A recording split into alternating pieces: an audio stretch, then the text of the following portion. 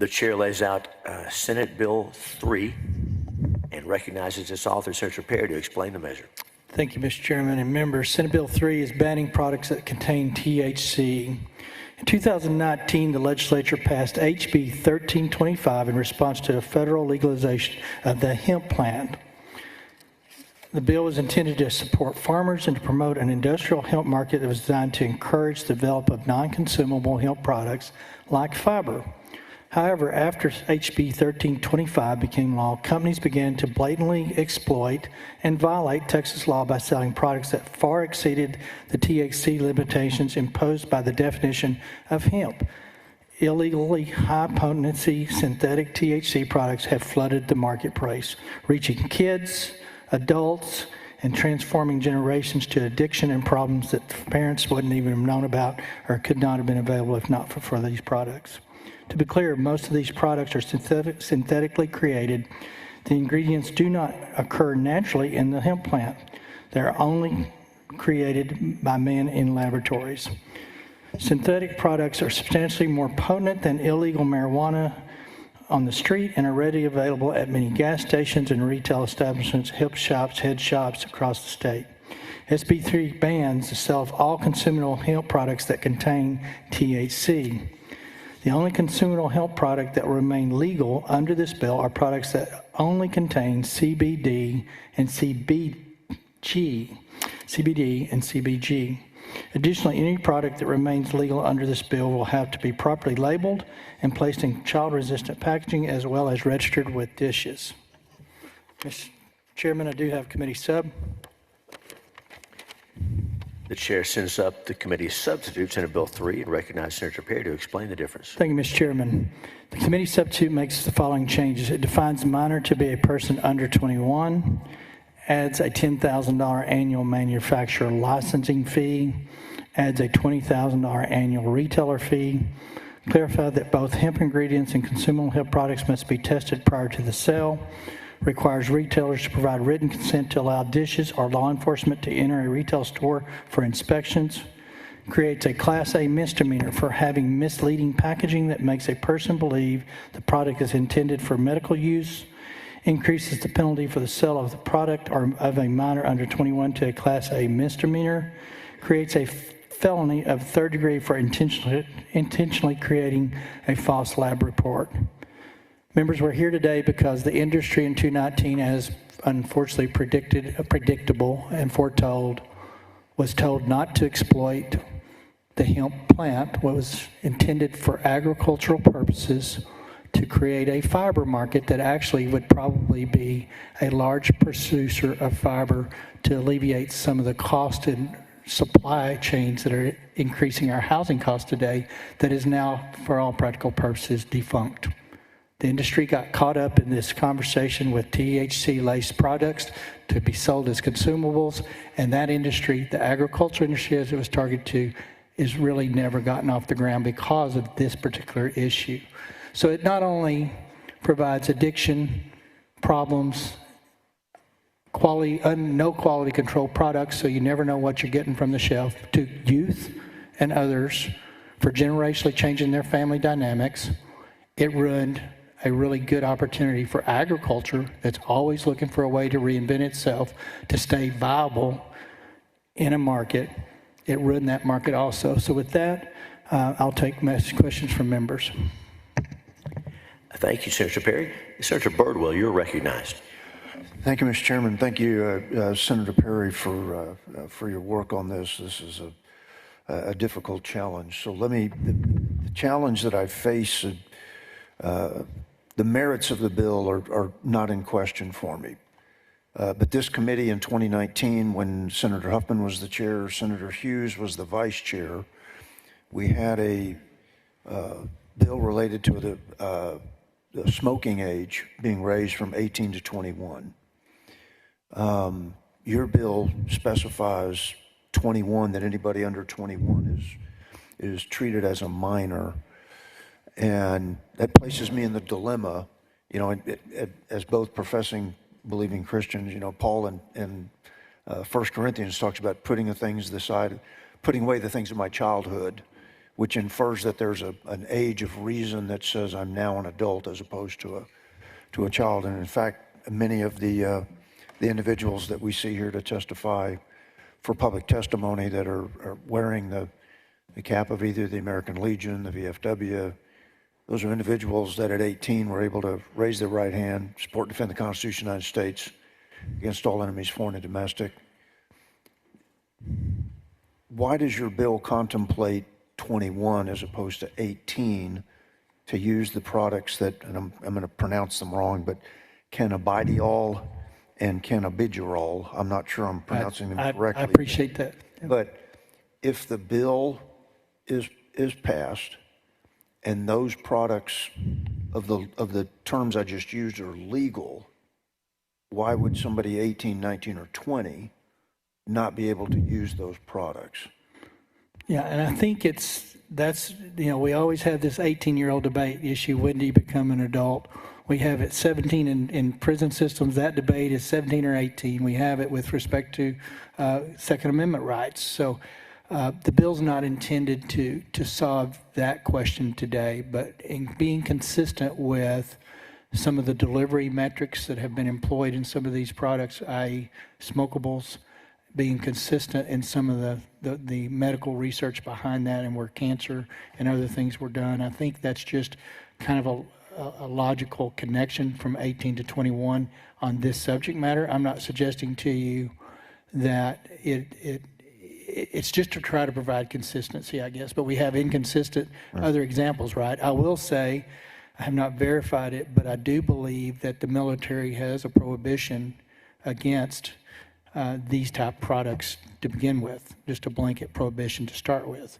And I couldn't get into the chemistry of exactly what those are, but some of the products that are currently being retailed are prohibited at the military level already. So taking that argument aside, there's overall an umbrella of many of these products that people are buying at retail shops. They shouldn't be if they're in accordance with the military rules of the day, if you will. But 18 to 21, I think, is more of look at it from a tobacco smoking perspective. So it fits in that world pretty well. I think we could argue there's a lot of people that don't think well at 21 even, but that's not the question of the day. I think the consistent was tying it back to some of the smokables that were out on the markets. Okay. Well, it wasn't. My question's not themed to the smokable. I would certainly agree with the current military policy is presuming that everything you've spoken about is that what our armed forces are doing right now. Again, we've had a change in leadership. I don't know if that's changed those policies. These kind of businesses are not a place I will frequent. What I'm trying to be consistent with is the spirit of once you're an adult, you're an adult. I mean, our alcohol beverage laws weren't because we said we should change that. It was because the federal government said if you want to keep your highway funds, we want to impose federal policy preferences on the state of Texas. We've just recently had the court decision about a year ago, and I think the state, as it relates to Second Amendment and handguns as opposed to long guns, I guess what I'm trying to draw to is there a reason the cannabidiol and the cannabidiol should be not used by 18, 19, 20-year-old? Is there something about the development of the brain? Is there something that's a medical reason for that, as opposed to simply saying the age of majority is 18, and we're trying to be consistent across? Yeah, I think it's multifaceted. I'm not a doctor for sure. There'll be a medical professional up there that you could ask that question specifically. I would just liken it to there are obviously some attributes that people find relief from CBD and CBG. After this bill's legal, those should be still available. Those effects, if you will, are for people that are desiring relief, right? We already have things that can't be done until you're 21 in that arena. There are certain things that kids shouldn't be taking, even if they do provide relief, without parental oversight, if you will. So in the big sphere of how it fits into that, I think the fact that we're recognizing there possibly is benefit from those two particular cannabinoids, that they do have some benefit, but they still have some altering effect that possibly it fits in that well between 18 to 21 rule. Because if someone is seeking relief in this regard, be it joint or otherwise, I would want a parent to be involved or someone old enough to understand in that conversation, right? Because obviously they're trying to fix a symptom of a pain-related matter that an 18-year-old may not have the same oversight, if you will. You know, even though they're 18, they're still around their parents usually, right? 21, you're typically hopefully out the house. But I can't give you an exact example exactly why it fits, other than it's consistent with tobacco laws.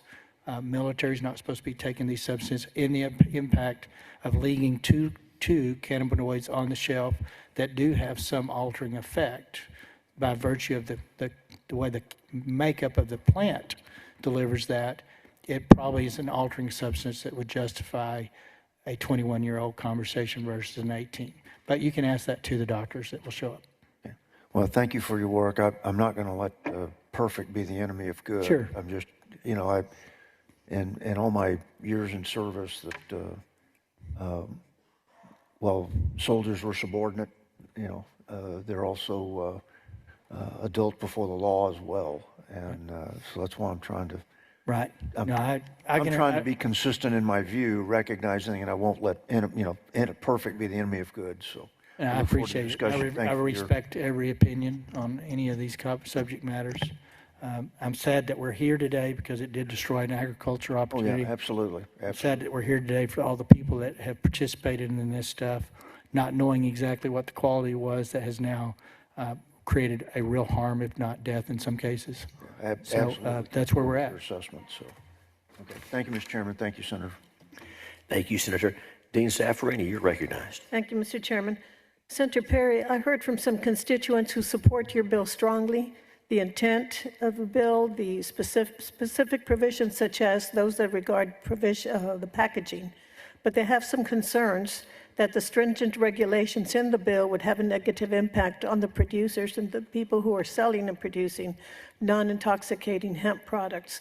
Would you be willing to sit down and work with them to ensure that you can address their concerns and perhaps work something out? I'll always be able to sit down and have a conversation. I can't commit to making changes. The reason we're here today is because an industry that has shown not trustworthy exploited this particular issue to the point that it has endangered public health. So from a credibility perspective, the current industry providers, and there are several that are controller of this industry, have shown not to be trustworthy. And now what they're all screaming about is, we want regulation, but we want it the way we want it. Secondly, they're all screaming about, we'll not market it to kids.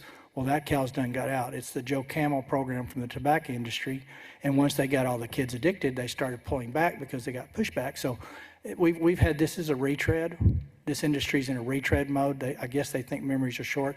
You're old enough to remember those advertisements. You've seen them all in the head shops. So from that perspective, there's two products that this bill will leave on the shelves, and they will have to be registered, and they will have to be licensed, and they will have to be subject to search. And penalties have to be. You know, I've quoted a number many times. I haven't, but the industry, $8 billion industry in Texas.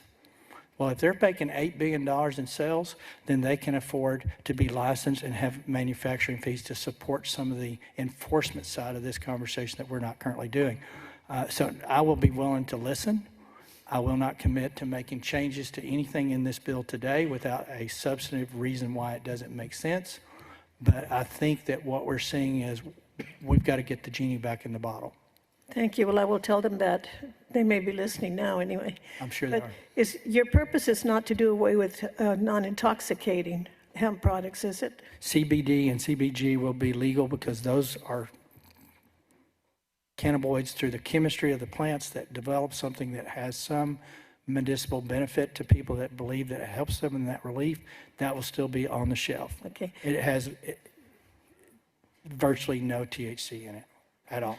And just speaking for constituents, they are concerned about the stringent regulations that might have perhaps a non-intended consequence, but I'll ask them to contact you or your staff. You'd be glad to ask them to contact. They're faced with, here's where the industry is. At its inception, CBD and CBG were the intended product, the ones that were not intoxicating, one that didn't have a high value THC content. That's what people were using when you see hemp Vana commercials or whatever they were. That's where you heard people that would take a gummy to sleep better. Those were the original CBD, CBGs.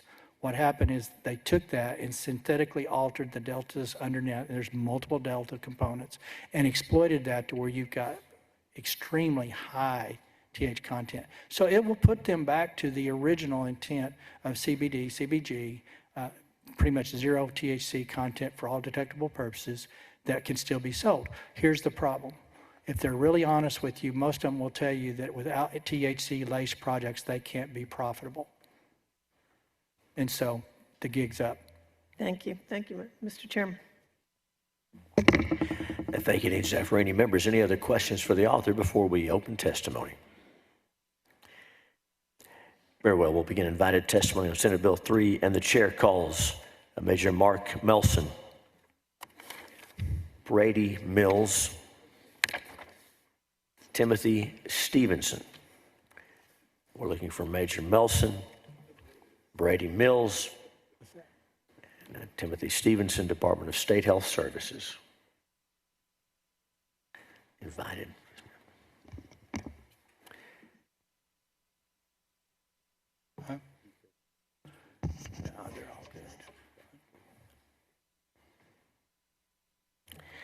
Thank you each for being here. We'll just begin on my left, your right.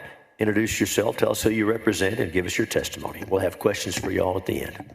Good morning, Mr. Chair, Madam Vice Chair, and Senators. I'm Dr. Tim Stevenson, Department of State Health Services, Consumer Protection Division. And on the bill, our group is responsible for the licensing of the manufacturers and the retail shops that sell the hemp products. As the author laid out, this started as a farm bill in the federal farm bill, allowing products from the cannabis plant up to 0.3 delta 9 THC.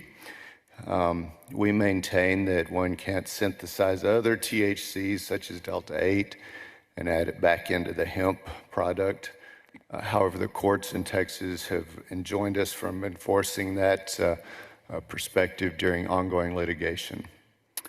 Regarding smokable products, the current statute does not allow the manufacturing or processing of hemp for smoking, but the Texas Supreme Court has ruled that retailers may still sell the smokable products. So that's where we are on a regulatory front.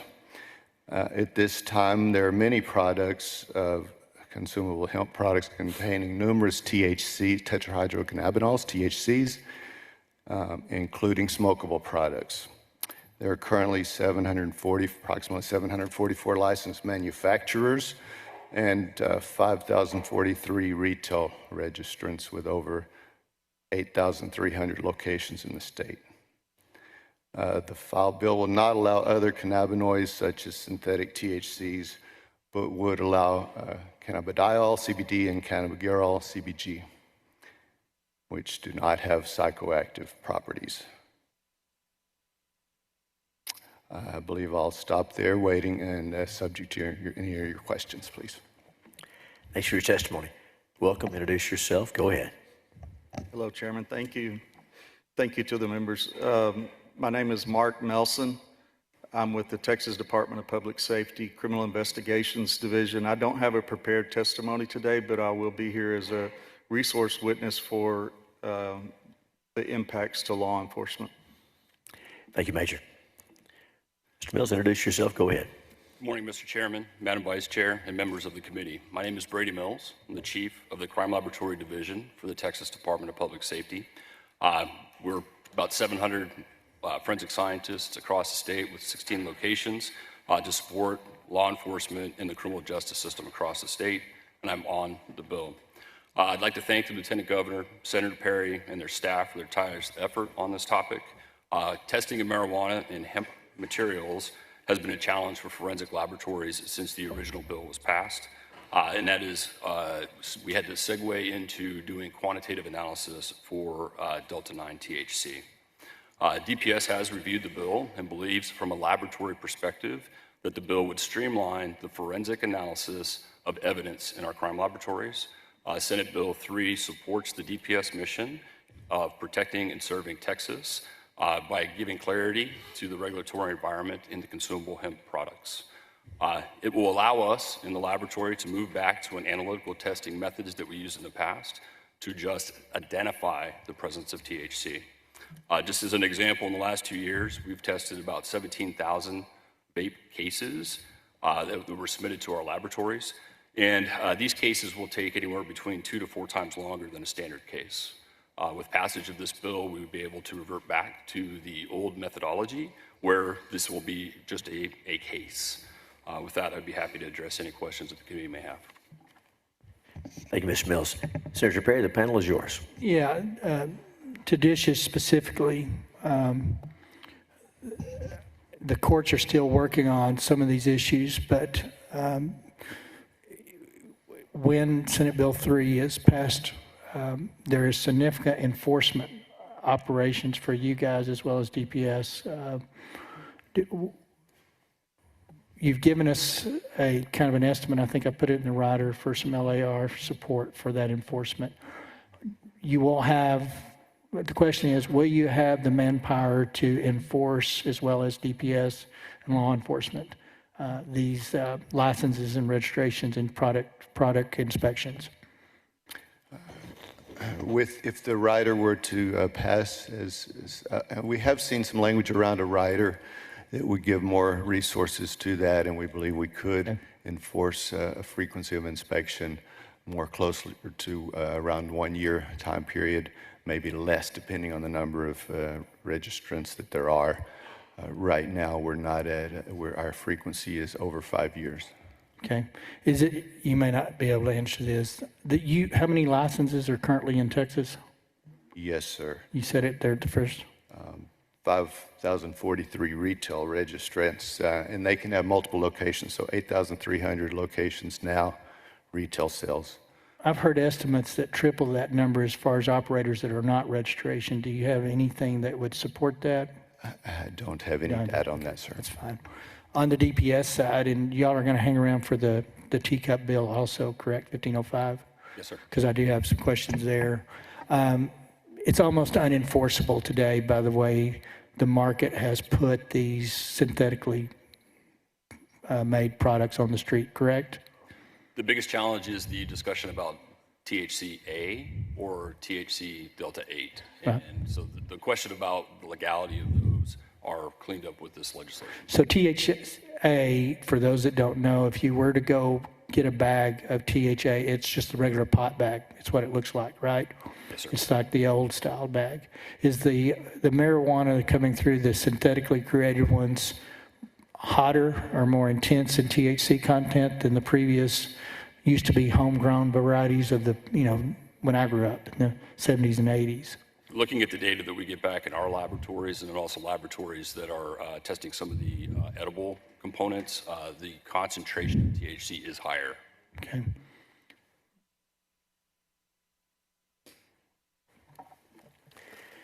Thank you, Senator Perry. Dean Zaffarini, you are recognized. Thank you, Mr. Chairman. You heard, I hope, my question to Senator Perry earlier. And being familiar with the bill, do you have any suggestions regarding how we could tweak the regulations so they would not hurt those who are producing non-intoxicating hemp products, but who also support the bill, except that they're worried their businesses will be truly bankrupt because the regulations will cause their products to be so high?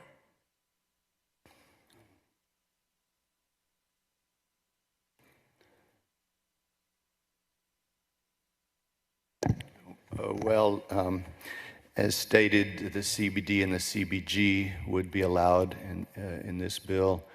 The other synthetics couldn't be added in, and other derivatives that might be in the plant, THC, could not be allowed in the Let me ask another question instead. I withdraw that question, at least temporarily. Would you look at the regulations in the bill and help determine if there are any ways they could be tweaked so that they would not hurt the businesses that are selling non-intoxicating hemp products? Yes, we would. Yes, ma'am. Thank you. Thank you, Mr. Chairman. Thank you, Dean. Members, any other questions? Senator Middleton, you're recognized. Thank you, Chairman. Brady, thank you for being here today. We've worked together on some of these issues that we've seen in vapes in our public schools. So could you maybe, if you have the data, it's a question here, but if you don't, maybe get it to me. What have you seen in the past few years as far as these 17,000 testing cases that you've had come through your crime lab on the increase from our public school system? I don't know if you have a way to isolate that for children that are not, in the ISD system. Overall, what have you seen on under 18, these being submitted by, the sheriff's departments or city PD or ISD police or district attorney, or what's kind of the trend that you've seen in the past few years on that? So I don't have the data in front of me. We can certainly provide that. But we have seen the ISD PDs submitting these types of cases. And there was always some submissions from those law enforcement entities, but there has been an increase based on the vape evidence type. Right. I mean, because that's a problem we've had in nearly every school district in my district. I know Alvin, that's one of the first times I called you about that. And it's getting out of hand. And, the vape detection equipment in the restrooms is always being triggered. That's very expensive. Not every district has it. So this is something that has been a huge tax on law enforcement. And obviously, you're testing the percentages, right, on those liquids that they take, which is, obviously expensive to do. Yes, sir, that's correct. The requirement of having us do the quantitation test is what is impacting the laboratories. Moving that back to a presence of or a qualitative test for THC it reverts us back to how we used to test for these types of evidence, which is going to allow us to be more effective to support law enforcement. And that was how we test for alcohol in school too, right? Or if you're just a simple test, whether or not there's alcohol present in something. Yes, sir. We quantitate for like driving under the influence, but if you go back into the kind of controlled substance world, yes, we usually just identify the presence of a controlled substance, and that's what this bill would allow us to do. Okay, thank you.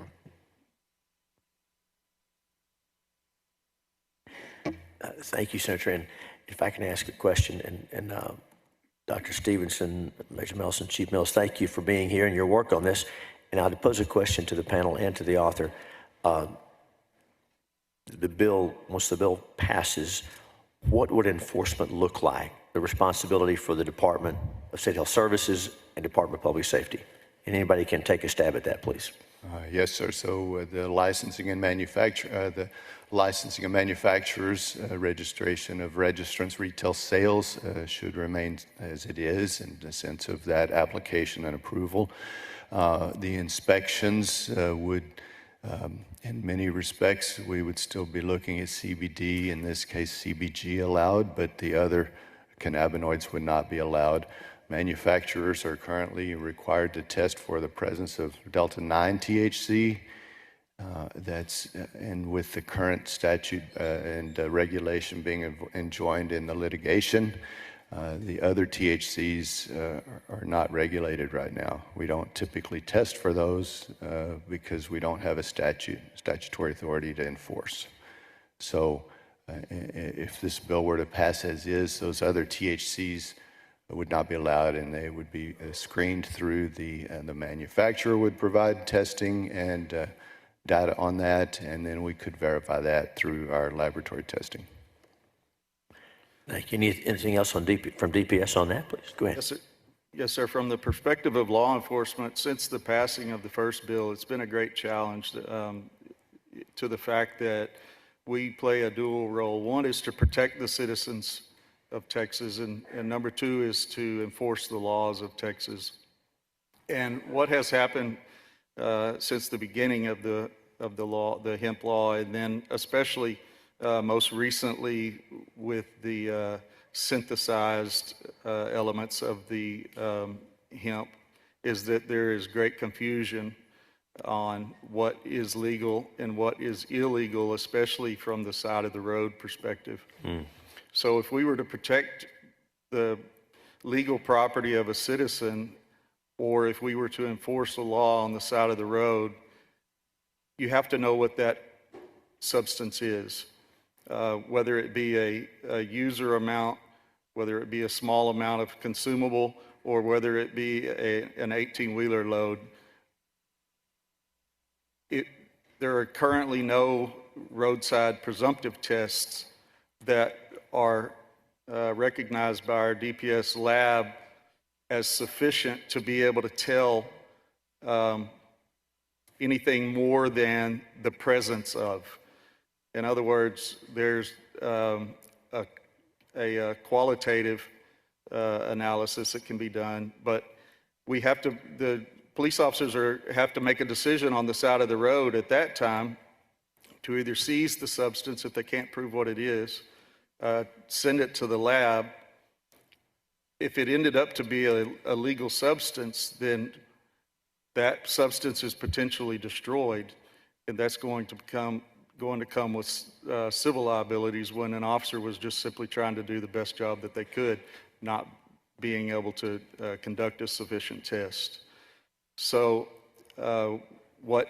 there are sufficient roadside presumptive tests that are recognized to be able to test whether there is or whether there isn't the presence of THC. THC. Go ahead. So that at that point, the substance could be seized and sent to the lab as appropriate. So as a practical matter then, and I recognize that you're not for the bill or against the bill, you're on the bill. We appreciate that. But I want to make sure I'm hearing you correctly. This bill passes and our officers on the side of the road would have clarity. They'd know what the rules are and how to interact with citizens. And so the motoring public and as well as officers would have clarity on the law if this bill were to pass? Exactly. Okay. Yes, Thank you. And Mr. Chairman, the only thing I would also add is that when we talked about vape pens and we talked about plant material, those are things that we're testing for the quantity of THC, so we are supporting law enforcement in those efforts, but we are not supporting local law enforcement in the efforts of edibles. We do not have an extraction procedure for edibles, so if this changes back to the presence of THC, then we could then again support local law enforcement in their efforts in enforcement. So the resources of DPS and the whole crime lab system would be available to help if this were to become law? That is correct, sir. Okay. Thank you very much. Senator, is there any other questions for this bill? No, a couple of things to remind folks of. First of all, states have legalized marijuana, but the federal government still does not recognize it as a legal substance. Secondly, the federal government, when it did the Farm Bill, regulated hemp plant, specifically a Delta-9 variety, but it limited it to certain THC limits. But federal law under the Farm Act was for hemp plants. The feds left the regulation of products up to the states. And several states have banned synthetic consumables under the hemp tax. So we're not the first. We tried to let the industry regulate itself. They've proved they can't. They don't want to and won't. And the cat, like I say, it's time to fix it. But California banned synthetics, hemp on this stuff. And others have, a couple of others have done the same thing. So it's just time for Texas to follow suit. Thank you. Thank you, Senator. We thank each witness. We'll have you back shortly on the related bill on the compassionate use program, I believe. So for now, you're excused. Thank you for being here. Thank you.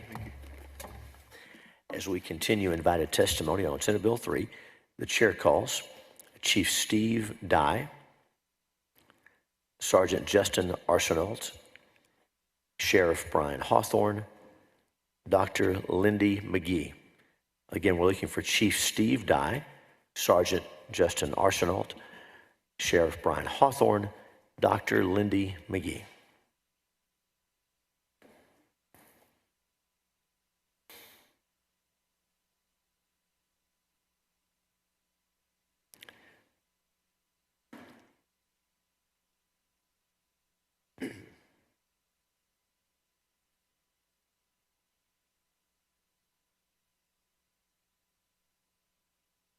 Thank you each for being here. We're going to start here. If you'll go ahead and get started, we'll come back to Dr. McGee when she gets situated. So please introduce yourself. Give us your testimony. Well, thank you. Good morning, Chairman Hughes, Vice Chair Paxton, committee members. My name is Steve Dye, and I'm the Chief of Police in Allen and also lead the Texas Police Chiefs Association's efforts regarding consumable hemp products. I'm testifying today in support of Senate Bill 3. I'm here to express the serious concerns of police professionals across the state of Texas regarding the illegal and open sale of consumable hemp THC products. This blatant abuse and circumvention of the 2018 Federal Farm Bill, which legalized hemp, and the 2019 legislation, which authorized the creation of an industrial hemp market, have resulted in a massive synthetic industry selling illegal THC and other psychoactive substances that pose significant health risk to our communities. Consumable THC products currently being sold in retail stores throughout the state are more potent than ever. In fact, recent undercover operations in Allen found THC concentration in consumables that tested up to 78%.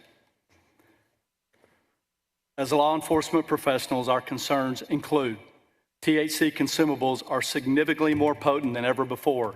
Naturally grown marijuana from the past had a THC concentration of less than 5%. The circumvention of Texas law has led to the outright sale of these illegal products under the guise that these substances are legal hemp imported from other states.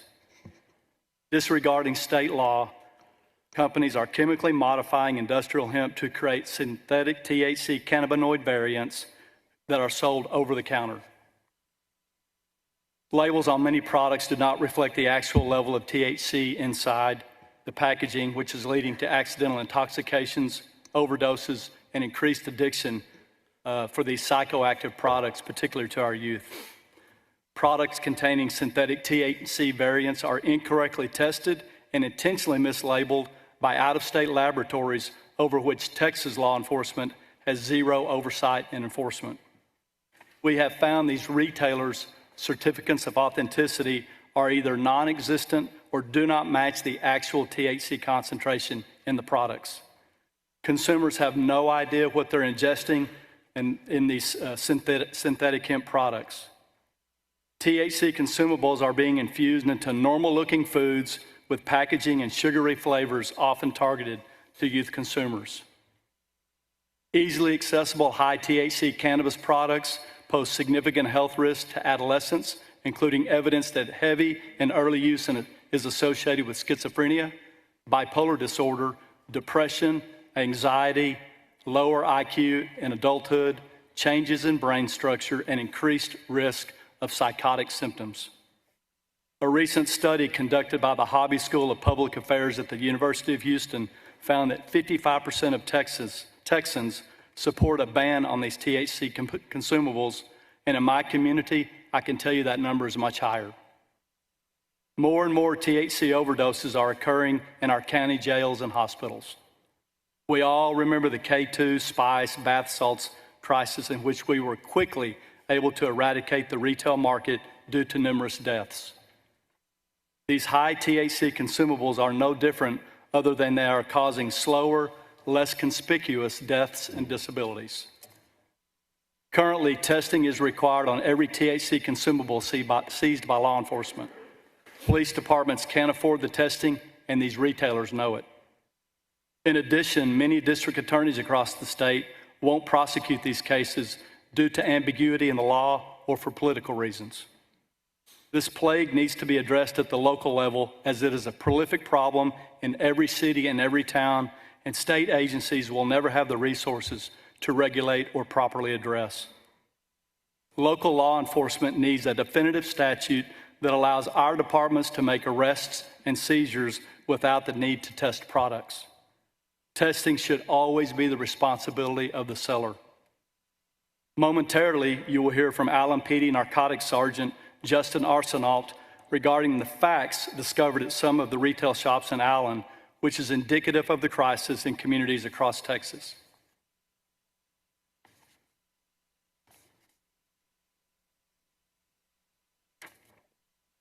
He will point out that we have objective investigative proof that these shops know exactly what they're selling is above 0.3% THC concentration, as well as validating my other comments.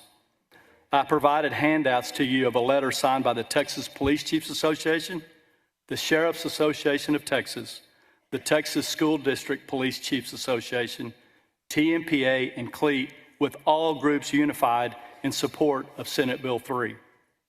I have also provided you with the factual information regarding the seriousness of consumable products, as well as photos from our stores in Allen, showing how these products are marketed as candy, chips, and cookies, a photo of how labels are covered up by wholesalers and retailers to disguise the actual content in the packaging, and a sales goal from one store demonstrating the vast revenue being generated by these illegal products. We need your help in protecting our communities and urge you to support Senate Bill 3. However, we believe more elements need to be added to this bill to ensure that it is both enforceable and prosecutable. I will be glad to go into more detail. Thank you for your time and consideration. Thank you, Chief. We'll have questions at the end for everybody, so we want to make sure we get all that. Thank you for your testimony. Sergeant, introduce yourself and give us your testimony. Thanks, sir. Good morning, Chair Hughes, Vice Chair Paxton, and esteemed members of this committee. My name is Justin Arsenault, and I am Sergeant at the Allen Police Department. I have the privilege of leading the narcotics unit there, and I thank you for your time today. I'm here today to advocate for the support of Senate Bill 3. Every year, thousands of students across the state interact with law enforcement over THC products in the schools, and Allen is no different. Allen is a 27-square-mile bedroom community and home of over 24 CBD shops in our town. Over the last few years, my team and I have noticed a difference in street-level dealers related to THC products. We've seen a shift of street-level dealers no longer selling these products, and we believe we found the reason why. Approximately 2.5 years ago, we began noticing an increase of contacts in our school district related to these products, which brought about parent concerns, and rightfully so. The team began receiving complaints of local CBD shops selling THC products to these children. At this point in this adventure, which I'm going to explain to you today, the team needed 3 things to succeed. 1, the support of our police chief. Allen is blessed with a chief that made this issue a department priority. He knows that high levels of THC concentration has a lasting negative effect on the youth and believes our entire department is problem solvers focused on quality of life issues in our city. 2, we need the support of our city leadership. This process we were going to undertake was not cheap, nor was it going to be quiet, but the youth of Texas was worth it. We need the support of our district attorney's office. Their guidance through the process would be invaluable for prosecution if needed. So early on, the team not only collaborated with those 3 partners, but we also collaborated with the local sheriff's office and the Drug Enforcement Administration. We knew the ending of this process would be a disagreement between labs and experts. The team found the following. We focused our efforts on stores that had bright displays of marijuana and hemp leaves in the window and packaging to draw the eye of children. We also focused on stores that had a steady flow of school-age individuals entering the store. Those requirements had the team focus on 11 of the 24 stores. We made multiple undercover purchases and tested over 83 products with 43 manufacturers. The items that we tested were random and different types. The percentage of Delta-9 THC found in these products were as high as 78%. Of the 83 products, 74 tested over the legal limit here in the state of Texas. Speaking with our DEA certified lab chemist, regardless of the type of testing that we conducted, the ending would be the same. We found multiple packagings at the store geared towards youth sales. These items were labeled identical to the packaging of Chips Ahoy cookies, but called Trips Ahoy, Chester's Flaming Hot Cheetos, Skittles, Stony Patch, identical to the Sour Patch Kids packaging, and Ruffles. All packaging was brightly colored, and there's currently no age limit to purchase. Though the packaging of this product showed to be under the limit of 0.3%, store clerks and owners told a different story. Statements from them like, "This will keep you high for hours," "The product will test around 30%," and "We've been slowly introducing our products back into the store not to draw attention because of all the problems related to them," have been told to our detectives. Signage of "Must Be 21" was present in the stores, but 3/4 of the stores still sold THC vapes to our underage undercover sources. Ultimately, 9 search warrants were conducted. 3 owners and 2 store clerks were taken into custody. The investigation is still ongoing.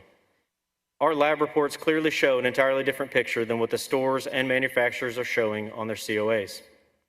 The team found that a good portion of the businesses were owned by foreign nationals. We've identified some of the profits of the businesses being sent overseas, but we don't currently know the exact location where this money is ending up. But our partners at the DEA are still tracing these assets. This overall investigation is still ongoing. The products that did not test for Delta-9 THC did test for the presence of Delta-8 THC. The FDA at fda.gov said the following about Delta-8 THC. Delta-8 has psychoactive and intoxicating effects. FDA has received adverse reports involving Delta-8. Delta-8 has not been evaluated or approved by the FDA for safe use and may be marketed in ways that put the public health at risk. Delta-8 products often involve use of potentially harmful chemicals to create the concentration of Delta-8. Lastly, youth advocates from Texas for Safe and Drug-Free Youth are attempting to lobby lawmakers for more restrictions on cannabis products. This shows that reasonable and responsible students see a problem with the current gray areas in the market that need changing. Again, I'd like to thank the Chair and the Vice Chair and all the esteemed members of this committee for your time today and your support of Senate Bill 3. Thank you for your testimony. Sheriff, welcome. Introduce yourself and go ahead. Chairman, members, thank you. I'm Brian Hawthorne. I'm the elected sheriff of Chambers County. It's just east of Houston on the northern end of the Galveston Bay complex. I'm here today representing myself and the Sheriff's Association of Texas, commonly known as the SAT. I'm here testifying in support of Senate Bill 3. This year, I began my 4th term as sheriff. Prior to that, I spent a career with DPS as a state trooper. Over the last 4 decades, I can recall at least 2 major drug crises in the state of Texas.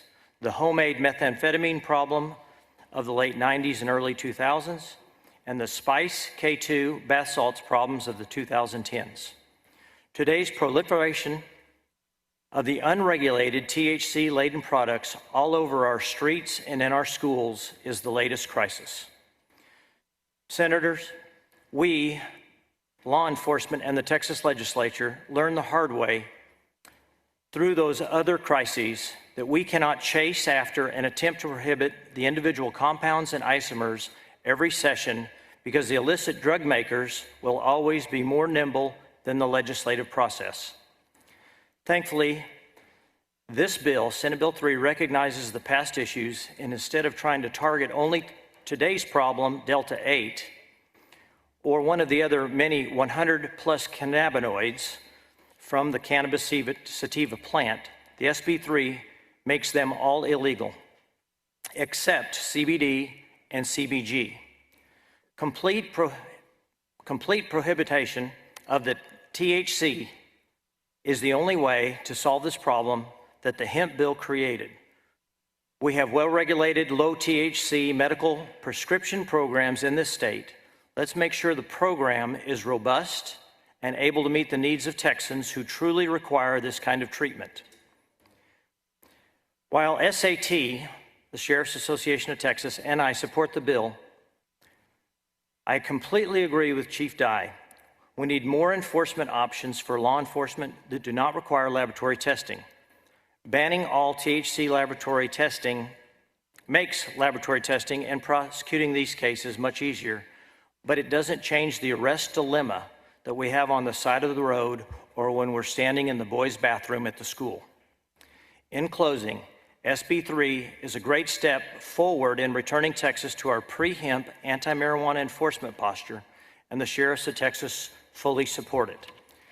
And I think it's important for me to also say that the Sheriffs of Texas completely support any expansion that you may do to the CUP program, because this is about needing to regulate the product, not take it away from the people that need it. Thank you. Thank you, Sheriff. Doctor, welcome. Introduce yourself. Give us your testimony. Yes, thanks for having me here today. I'm Dr. Lindy McGee. I'm a pediatrician in Houston, Texas, and I'm here representing Texas Medical Association, Texas Pediatric Society, and myself as a mother of 2 young adults. And thank you for the opportunity to testify in support of Senate Bill 3. As a physician, I have seen the dangers that come from the unregulated, mislabeled hemp-derived THC products. And these products, as you've heard, are ubiquitous. They are in every vape shop, every CBD shop, and most gas stations these days. And I am seeing increased numbers of pediatric patients who are affected by these products. These products carry a special risk to my patients. I think we all realize that during that first 3 years of life, infants' brains are undergoing massive development. You're learning how to talk and walk, and you're making all of these neural connections.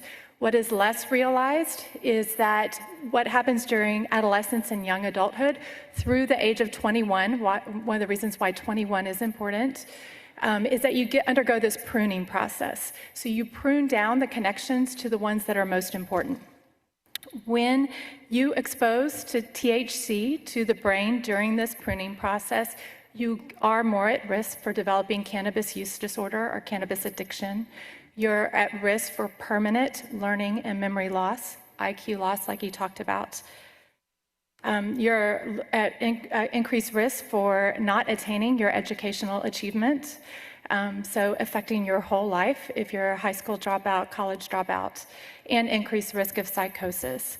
I am seeing more and more teenagers in my practice who are using these products all day, every day. And I don't have a way to treat them. If they're using nicotine, I can give nicotine replacement therapy or Chantix or something like this. We have the Quit line as a resource. This is extremely hard to treat, this THC addiction. As they've mentioned, they come in sweet forms and flavors like gummies and candy, things that look like Captain Crunch cereal. My ER colleagues are seeing increased number of unintentional ingestions from the under 5-year-old age group coming into the emergency room. I talked to my colleague at Poison Control, and he said they received 544 calls last year in Texas for unintentional ingestion by age under 5. That compares to, in 2018, they had 74 calls. So a massive increase in the unintentional ingestion in under 5-year-olds. Parts of this bill that we especially like are the prohibiting of sales to those under 21, the tamper-resistant, child-resistant packaging, banning marketing to minors, including the cartoon figures or images that appeal to kids, and restricting sales near schools. Adding to the risk, as these other gentlemen have talked about, is the fact that we're seeing higher and higher THC doses in products being sold. So if you smoked a joint in the 1960s, that plant had about 3% THC in it. By the 1990s, it got to about 5%. When it became legal in Colorado, they've gotten it up, the plant, to about 17 to 20%. Vapes have over 80% THC in it, massively higher doses. These edibles, as they've mentioned, also extremely high doses. One researcher told me right now we have the lowest perceived risk with the highest actual risk of these products. So these high concentrations are associated with increased risk of addiction, increased risk of psychosis, even in adults. A recent study showed that hospital patients diagnosed with cannabis use disorder die at almost 3 times the rate of individuals without the disorder over a 5-year period. Banning access to these high-dose, unregulated products is an essential step to making Texas healthy and reducing chronic disease. I encourage you to go into a vape shop and see everything that they're selling there. As they've mentioned, what is written on the bottle is frequently not what is in the bottle. And it's crucial for my patient's safety that they have reliable information. These are the reasons why, as physicians who directly see the effects of these products, we are supporting Senate Bill 3 and need it to pass this legislative session. We encourage people who believe they need THC for health reasons to use the Compassionate Use Program. We continue to support physician guidance and consultation for cannabis use. And we support addressing the root causes of substance use disorders and mental health concerns rather than punitive measures for the criminalization of possession. We must protect Texas youth from both immediate and long-term harm, safeguarding them from dependency and mental health challenges. I appreciate the opportunity to talk to you today. Thank you, Doctor. Senator Perry, you have the panel. Thank you. To the medical professional there. So, you know, you should have heard the term pot is a gateway drug. But at these amounts, where does the next layer of relief go to when you're ingesting 70, 80% pot? What's the next drug beyond that addiction? I mean, I think the scary thing is we don't know. Right. These are new products. These are affecting brains in the way that we don't know all that they're doing. And so that's the scary thing. Yep, that's kind of things. On the delivery, the vape delivery, not specific to THC-laced product, but in general, now the science is coming out that and if I'm wrong on this or it's not scientifically accurate, you can say that's not true. But the science is coming out that vapor, those water molecules that get into the lungs, are having similar effects as what someone smoking a hot and carcinogen through cigarette. It's damaging the lungs. Is that a fair statement or not? The science is catching up. It is a fair statement. So, I think the vaping industry had just this massive win when they called it vaping, and it makes it sound like it's water vapor, but really you're inhaling chemicals. I wish it should be called aerosolizing, not vaping, because you're inhaling an aerosol. So we know that those aerosol contains products that are damaging to the lungs. They do contain carcinogens. Tobacco smoke from traditional cigarettes contain more than vapes do, but vapes are not safe. Thank you for that. Chief Dye, you and Sheriff Hawthorne mentioned it both that you would recommend some additional improvements to guarantee enforcement was effective. Would you please state a few of those, and then we would love to work with both of you guys to see where we didn't catch the loopholes. That's where we're at today. Is it's a loophole-seeking industry. So we want to hear those, but can you give the members some of the ideas that you would have there?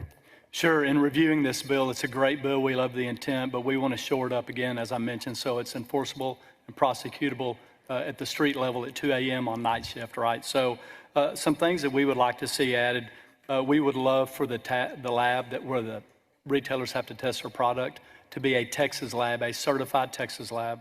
We want a standardized method of testing because right now I'm currently being sued, and it will always be an argument over how it was tested, the lab reports. So we want to shore that up by making sure that we add a standardized method of testing. We want to make sure that they have to operate with a license or retail registration. I think we can do some things to bolster that in the substitute version. In the criminal section, anytime you list a criminal offense that says including and then whatever that may be, you also want to add the verbiage, but not limited to, because that way in future prosecutions, if a new variant or whatever is formed, we don't have to go back and change the law. We would like to add some more punitive measures for advertising to kids. And then finally, Senator, we feel like the enforcement, the regulation, and the oversight is a little bit too heavy on the state. They have finite resources. This is a local problem. So we would love for the retailers to have to test their products. Those products are entered in a registry with DSHS, the Department of Health and Human Services. And then when we go into a store, we can look to see if that product is legal on the registry. And if it's not, then we know they are not legally selling it. So you raise, the bill will allow that. DSHS will have a registry, and it will give you access to those shelves with those products on it. If that product is not listed on that shelf by that establishment, you can confiscate the product and levy fines. And in addition to that, it is envisioned, and my expectation, you guys serve as a force multiplier. So it won't be strictly a DPS officer going to these establishments or DSHS to do establishment. It will be locals partner with state resources to go after that. In fact, the business, I put a rider in the bill to actually provide some funding to the locals that do these enforcement vehicles. We'll see if it shows up. But to be clear, the registration of every product on that shelf will be required. And technically, if the bill's passed, it can only be CBG and CBD or other non-intoxicating products they may sell. And if it's not registered there, that is an illegal product by assumption. So I think it's not been made clearly in the bill. We need to address it, but we anticipate force multipliers on the local levels to help get the enforcement out there. Yes, sir, because a couple of thoughts. We're getting complaints every day from our community members on these. And we also have to think about the 10-person police department in the state Exactly. of Texas. They don't have money. It costs us at least $135 to test each sample. Most cities don't have that money. So I love your word, force multiplier. Now, the way we would, because we never want to over-criminalize, the way we would practically approach that is if it's not in the registry, that doesn't mean anybody goes to jail that day. Correct. We take the product and then we do a follow-up. We can file those criminal charges at large, including the civil sanctions. But I will tell you, I'm not optimistic that the retailers would do that.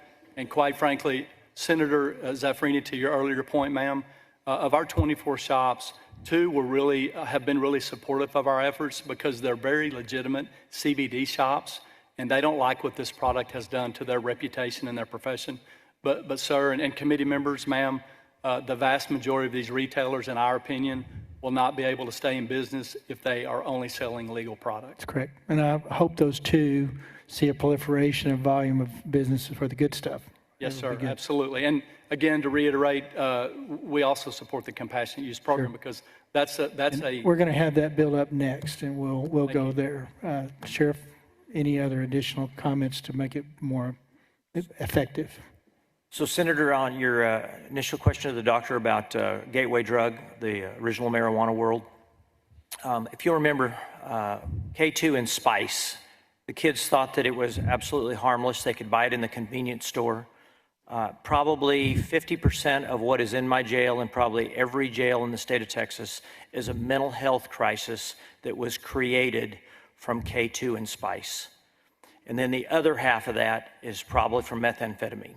So it's taken us a number of years to realize the impact of the K2 and the spice, and I have a feeling we're going to realize the same impact that the doctor's mentioning since we're dealing with such high levels of THC. I think it was in New York. There was a subway incident with a guy with a machete, and it was recent. K2 was the drug that individual was on, and I don't remember if it was New York for sure, but it was in a subway environment, I believe, just recently. But K2 was, and I thought we took care of that, 15 years ago, very quickly, someone pointed out, but that is truly an animal of its own kind for sure. But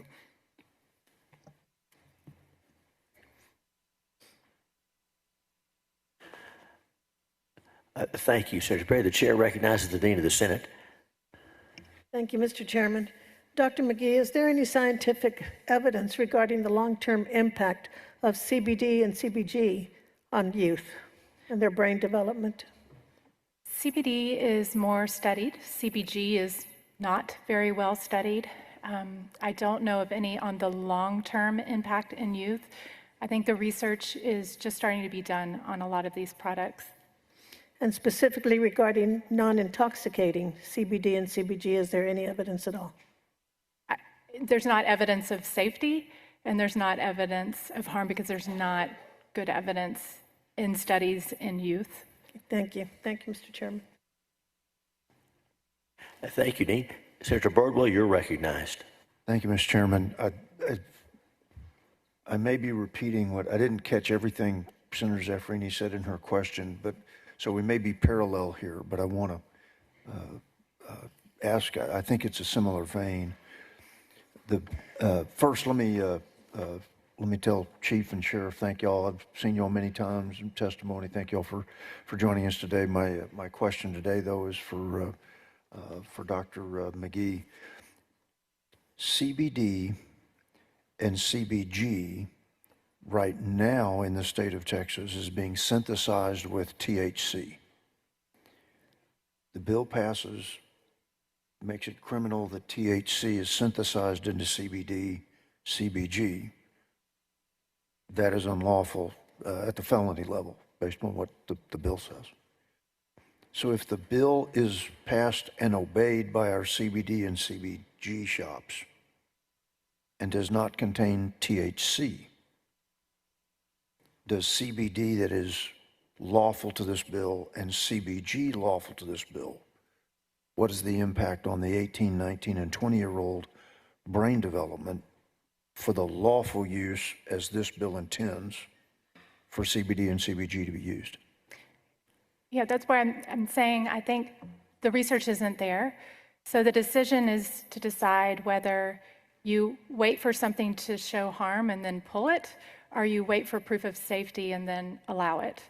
In this bill would wait for proof of safety and then allow it, rather knowing about the brain development at that age. Yeah. I certainly appreciate the answer, because that's what I was trying to drive to. Because look, I don't oppose what Senator Perry is trying to accomplish, but I think the principle that I'm trying to be faithful to in my view is that once you become an adult, you're an adult.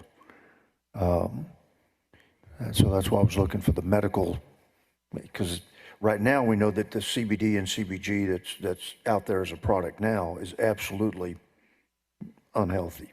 But at some future date with this passing, that CBD, CBG is healthy, or I should say healthy, is not THC. We still don't know the answer to that. Okay, thank you, Mr. Chairman. Thank you, Doctor. Thank you, Senator Bardwell. Senator Hinojosa, you're recognized. Just a few short questions. Thank you, Mr. Chairman. Sheriff Hawthorne, you were mentioning additional tools, more enforcement options for restrooms and traffic stops. To expand on Senator Perry's questioning, were the options that Chief Dye mentioned, does that cover what your concerns were with regard to options for restrooms, traffic stops, that kind of thing? Probably the only options that we have. One of our concerns is where we may buy a package of CBD or CBG. It may be in the gummy form, and that's how it's advertised. They open it, dump it out, they go to Colorado, and they fill it up with their own THC. And so that's one of the testing issues that we know we're going to run into. We're hoping that DPS will come out with an approved laboratory roadside type tests where we'll still have to send it to the lab, but we'll be able to identify what is actually, if it's a THC product, not so much the percentage of it, but whether it is THC, which then would give us that ability right there to make a roadside enforcement. So, Senator, can I add to that? Please. So currently our officers have THC field testing kits, but to Mr. Mills' previous point, it shows presence, it doesn't show quantity. So typically we're finding these in larger quantities. We're finding these with maybe some other illegal substances, not always. So we're able to determine if it's THC, sometimes make an arrest. If that comes back below 0.3, those charges are dropped. But typically my officers are not arresting unless it's a product that they have come across before and that they know is above the 0.3. So I think that this bill would definitely help the testing aspect of it. And then again, I want to reiterate the other real inhibitor is even if you want to seize it, most departments don't have the finances to do the testing. And then the third component is I'm in Collin County. Our district attorney is willing to prosecute, but many district attorneys, I think they would if there was a more definitive law like this one. Yes, sir. Just one more thing, just for my own education, Mr. Austin, difference between Delta 8 and Delta 9? You want the differences? Sorry. To be completely honest with you, sir, I can't label all the differences between the deltas for you. A lot of them are going to be differences between carbons and atoms when it comes down to it and how it's synthesized. We send all of our products to a DEA certified lab. The chemist there will test it and then give us the product back with a broke down version of all of that. And so when it comes down to Delta 8, we all know where the law is with that currently. And then we just look for the presence of the Delta 9. Again, what we've seen through our testing, Delta 8 was assumed to be legal product, but that is not what has happened in all of our testing. You heard over 80 specimens. We're finding that most of the Delta 8 is also well above the 0.3 THC concentration. There's an indefinite amount of these THCs that we can get, HHCs, THCPs, all those kind of things. It just really varies where we take these atoms from and how we produce it. So, Thank you. Appreciate that. Senator Middleton, you're recognized. Thank you, Chairman. Dr. McGee, I had a couple questions. So, there's this, old myth out there that this is not addicting, but you're saying you're seeing children, so under 18, addicted to THC-derived products, right? That's an increasing problem. Yes. I am seeing patients. I had a patient in my office last week who was using the products all day long, despite having consequences at school and at home from it. So that would be addiction. I'm also talking to my colleagues at Texas Children's Hospital who are seeing patients admitted with the cannabis hyperemesis syndrome, where this is where you are throwing up so much as a result of using these products. They end up hospitalized for about a week with tubes down their noses to get fluids into them. And then they go home and start using it again and end up back in the hospital. To me, that's addiction. You are having that severe of a consequence and you can't stop using it. And so it's, it is a little different from the withdrawals that you see from, alcohol. People can die from that. Benzos, people can die from that. There are other, but I mean, those are the hallmarks of addiction. It's just, I guess, the direct health consequences of withdrawal are maybe not as bad as some of the others, but the addiction is still there. So I also want to ask, what have you seen as far as the increase in mental health issues in under 18 related to this addiction to THC-derived product? How much more common has that become since 2020 or 2021, I guess, when this went into effect? Well, I think when you're talking about mental health in youth, it's a very complicated situation right now. I think some of these committee members have seen me talk about social media in youth as well when I've testified on that. So I think that there are a lot of drivers to a worsening of mental health in adolescents that we're seeing. What I see mostly are teenagers who are using these products to treat their mental health. So what I find, I see a lot of depressed and anxious patients who have easy access to these products and so are using this to make themselves feel temporarily better and aren't able to access therapy or treatments that we know would help them. And, on that, we've talked a lot about, not necessarily in this committee, but in the Education K-16 committee about the mental health crisis in our public schools. So, I mean, I'm here saying this is making it a lot worse, the mental health crisis, that we've seen. Certainly becoming addicted to a substance and potentially having psychotic symptoms because of a substance is making the mental health worse. And what are some of the psychoses that are triggered? You mentioned that, that it can trigger certain things in children under 18. What are some of those things that can be triggered? So when I'm talking about psychosis, I'm talking about having things like hallucinations, paranoia, seeing things that aren't there, hearing things that aren't there, being paranoid that your parents are coming to get you or aliens are coming to get you. And they show up in the emergency room in these psychotic states. We know that people who have increased risk of schizophrenia, say they have schizophrenia in their family, it's particularly dangerous for them to have these products. So that's definitely an educational effort that needs to happen. When we look at this, we know that the younger that you use, the more likely you are to have this psychotic type of reaction. And when they've done studies, about 50% of people who have that psychotic reaction initially to cannabis products will go on to have a psychiatric disorder like bipolar or schizophrenia. And would it be fair to say that once that's triggered, so schizophrenia, it can't be really untriggered, it can just be treated, right? So once you have a diagnosis of schizophrenia, that's generally considered a lifelong diagnosis. I'm not a psychiatrist, so I don't want to speak outside of my profession. And what we know is that if you trigger it at a younger age, you have a worse prognosis.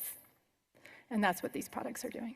And so in other words, it can't be untriggered. You're just going to have to treat it at that point. Once you have that diagnosis of schizophrenia. Is what we're left with a lot in medicine, where we're not actually curing it, we're just treating the symptoms. So I know. I'm passionate about preventative medicine. It's part of the reason I'm here today. thank you. Senator Middleton. I spoke earlier about spice and K2. Back in the day when that became very prolific, it also was not addictive. We later learned it was one of the most addictive chemicals and substances, which is now part of the problem. And I think, being somebody that has managed a jail for the last 13 years, I don't think I've ever seen any kind of product that causes schizophrenia or bipolar disorder more than a product that was being sold in a gas station or convenience store. So, and I'm afraid that's what we're dealing with right now.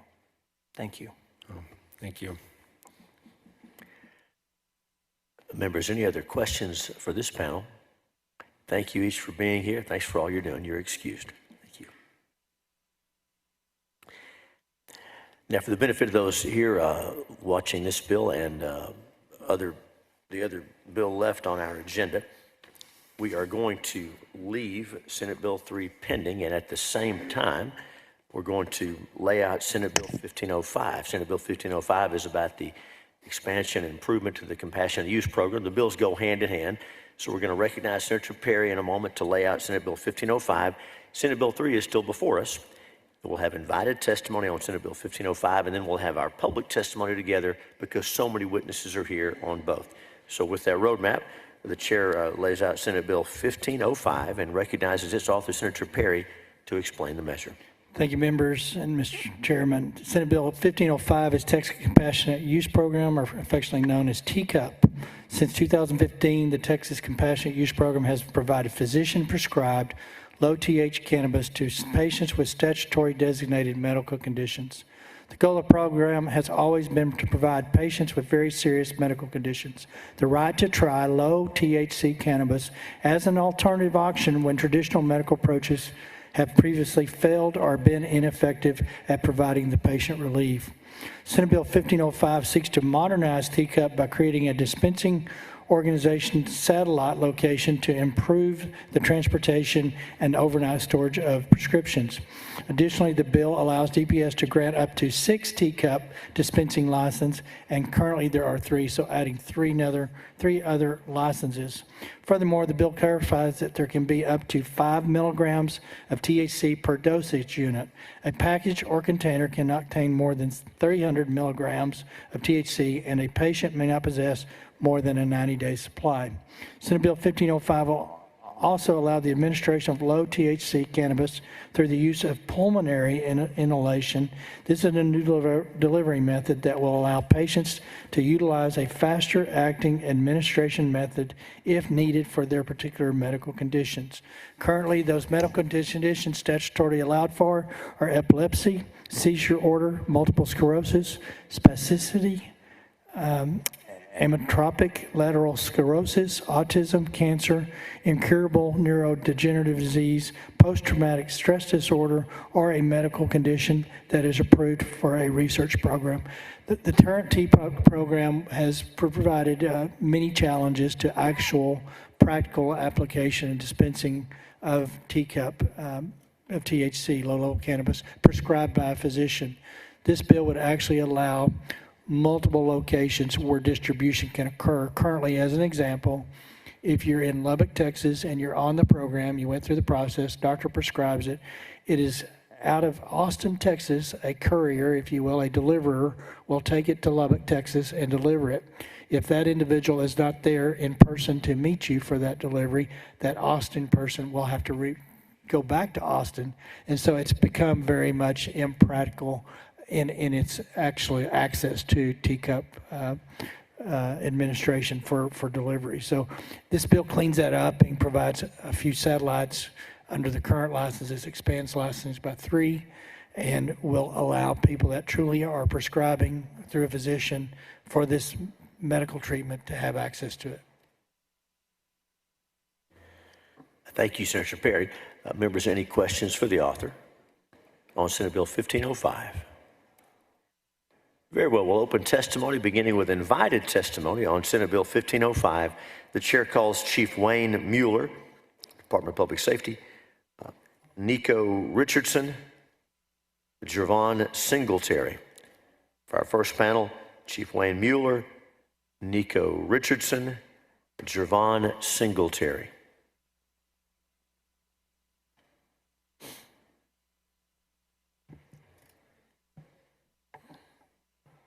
I'll have a seat. And Chief, since we called you first, when you're ready, introduce yourself and give us your testimony. Thank you. Members, Wayne Mueller, Chief Regulatory Services Division at DPS, which houses the Compassionate Use Program for the state of Texas. I don't have any prepared testimony. I'm here as a resource on the bill, and I will try to answer any questions you may have. Very well. Thank you. Ms. Richardson, introduce yourself. Give us your testimony. Welcome. Thank you very much. Members of the State Affairs Committee, thank you for hearing testimony this morning. My name is Nico Richardson, and I am the CEO of Texas Original Compassionate Cultivation. I'm testifying in support of SB 1505. Compassionate Cultivation, our company, was the first licensed operator in the teacup 8 years ago. We started by serving epileptic patients and have subsequently supported the program over its evolution. We now serve tens of thousands of critically ill Texans with a variety of approved conditions in current statute. We have invested heavily to build a compliant distribution network within the program. Despite this, there are limitations that make medication very difficult for our patients to access. As a result, we have seen a large number of our patients leave the program for non-medical cannabis products. There are three main reasons that patients leave the teacup: access, price, and products.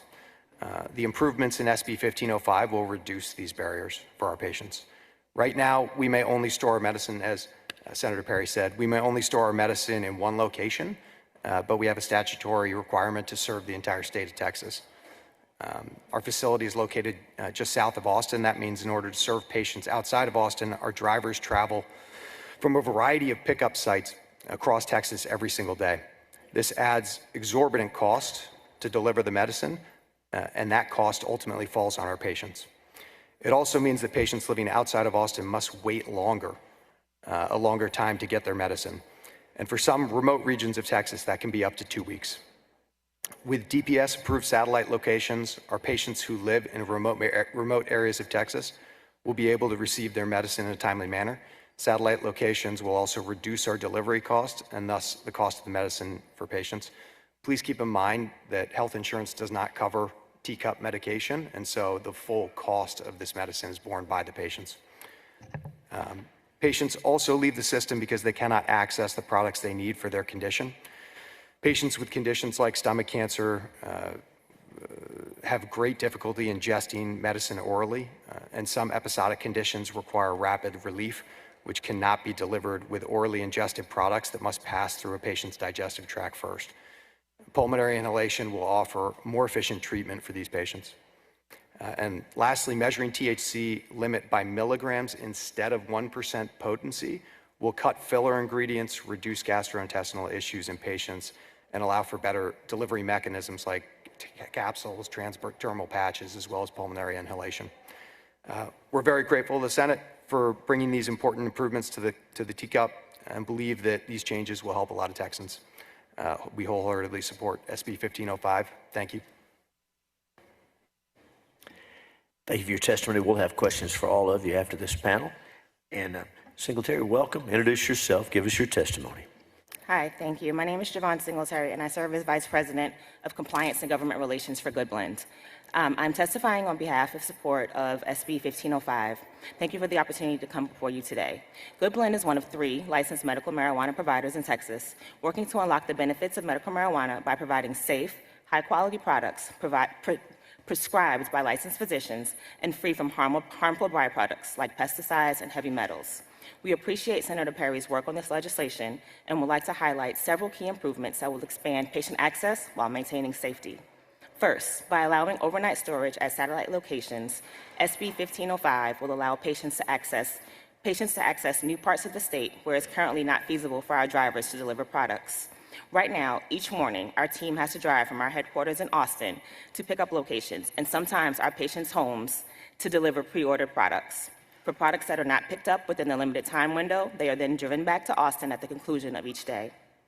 On average, the time from patient order to pickup is just over 4 days, and in some cases 2 weeks. And there are parts of the state that we simply do not go due to distance constraints. Overnight storage would eliminate unnecessary travel and subsequent delays. And by keeping our products in a secure satellite location, we'll allow our patients the ability to pick up their medicine at times that are convenient for them. SB 1505 authorizes pulmonary inhalation for patients with episodic conditions who need faster relief than oral products, which can take 45 minutes to 2 hours to take effect.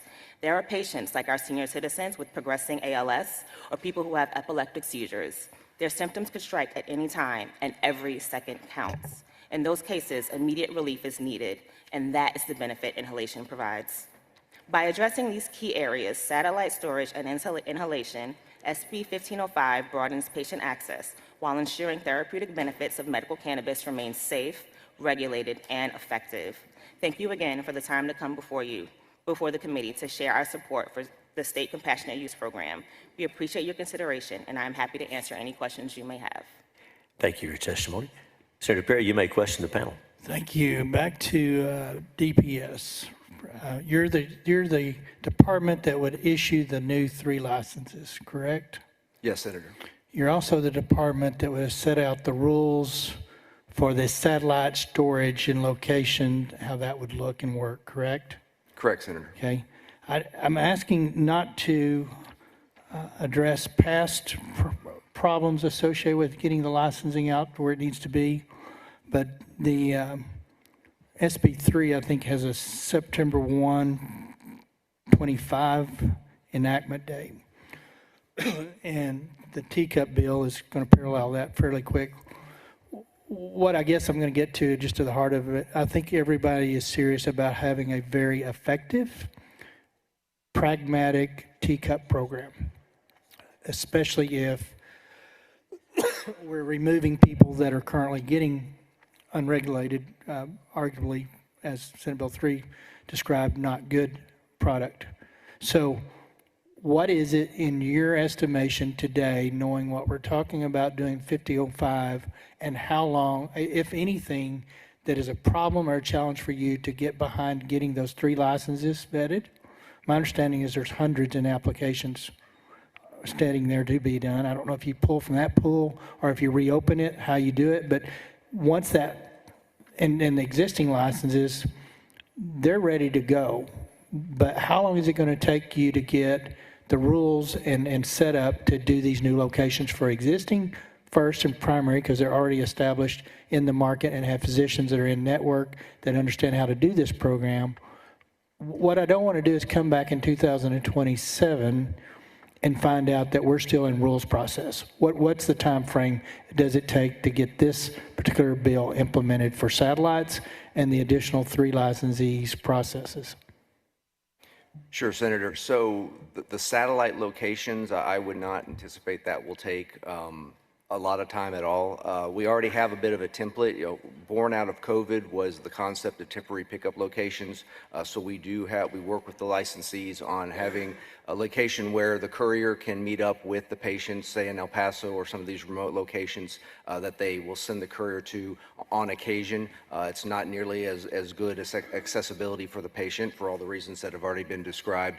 But we already have a template of what that looks like. Certainly we will have to, it will be more involved. The security requirements that would be in place, where exactly the location is. It will not be as arduous as their center where they're actually growing the plant, of course, but we already have those templates in place. So standing up rules for the satellite locations, I do not anticipate that will take a lot of time. As far as adding the new licensees, we have been in rather constant discussion about what the methodology we want to use to make the selection. This has been, if this bill passes as is, this helps answer part of it, that there's a maximum that we will have to pick 3 and only 3. Across the nation, Texas is involved in Cannabis Regulators Association, which are like Texas, other programs, and it's a wealth of information for regulators to pass information back and forth, best practices and whatnot. One of the things we found is that a given rule of thumb is it takes about 18 months for one of these entities to stand up from the time that they are given approval to move forward. So we would need to get rules in place very quickly in order to then have the possibility that some are operational before next session starts. Again, we do have a template as to how to go about doing that with how they were selected the last time. We do have 132 applications that were taken in 2 years ago now. We would probably need to look to have an update on those. But now that we have, if this bill passes as is, authorization to move forward and potentially have that type of expansion, we already have some that we can pull from. We just need to decide how we're going to come up with 3. Okay. To my teacup owner in the middle there, what's your name again? I'm sorry. Nico Richardson. Nico, yeah, that's right. Can you suggest things that in this current satellite through COVID and those kind of things, do you have some suggestions that could help the department with the satellite locations to make sure that once those are complete, they are effective and work as intended?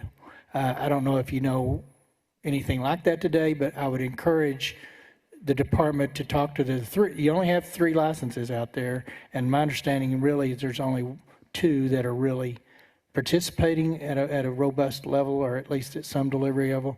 So be sure as you're talking about the satellites, the department needs to hear from those that are living under those rules of just common sense things that could be better to make sure the delivery is correct. Is that a fair statement?